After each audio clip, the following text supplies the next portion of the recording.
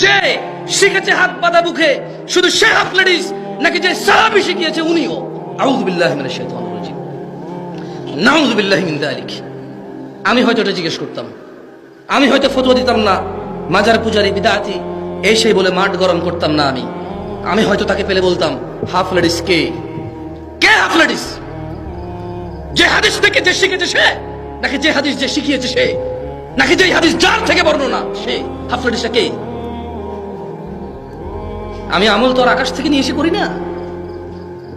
তুমি তো বলতে পারো না যে এগুলো হাদিস না, তুমি তো বলতে পারো না এগুলো দঈফ দুর্বল, তুমি বলো যে এগুলো হানাফি না, তুমি তো বলো না এগুলো হাদিস না, তুমি বলো এগুলো হানাফি না, আমিও তো এগ্রি করি এগুলো হানাফি না, তুমি সত্য বলেছো, তো তুমি তো বলো না এটা হাদিস না।